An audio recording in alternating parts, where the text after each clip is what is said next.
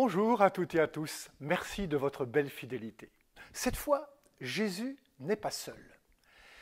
Les disciples sont avec lui et ils le suivent et apprennent à être des pêcheurs d'hommes. Nous sommes à Capharnaüm, un jour de sabbat, et c'est là, dans ce carrefour de population, que Jésus va manifester la nouveauté de Dieu. Une nouveauté qui va marquer les esprits. Voilà un enseignement nouveau donné avec autorité, disent les gens. Jésus va se distinguer des scribes et des pharisiens.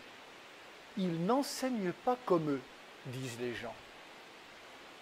Il est venu renverser les puissants et élever les humbles.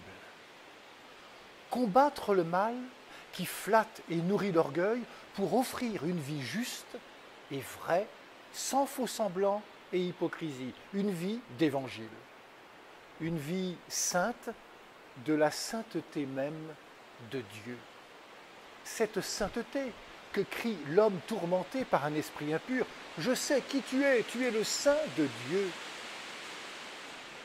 L'autorité de Jésus est telle que même les forces du mal crient la vérité sur Jésus. Oui, il est le Saint de Dieu. Et d'une parole d'autorité, « Tais-toi, sors de cet homme », Jésus chasse de l'homme l'esprit impur qui le tourmentait.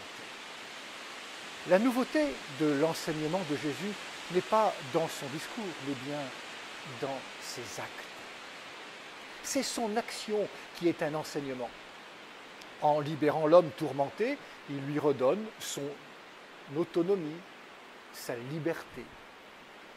En agissant ainsi, Jésus ne se réclame d'aucune autorité, il ne se réfère à aucune institution, il n'est pas prêtre, il n'est pas légiste, il n'est pas docteur de la loi.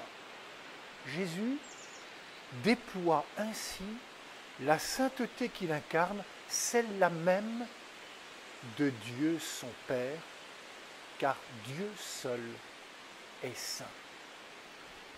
Si l'esprit impur opprime, enchaîne, rend prisonnier celui ou celle chez qui il entre, la sainteté, quant à elle, libère, rend libre et permet à l'humain d'exprimer pleinement ce pourquoi il a été créé par amour.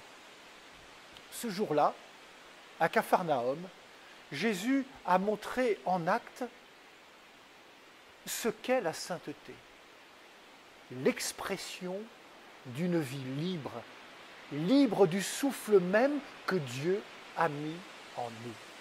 Cette sainteté est là, à chaque fois que la vie est victorieuse, à chaque fois que l'humain est rétabli dans sa dignité. Elle sera là au terme de nos existences, lorsque la résurrection nous fera traverser la mort même.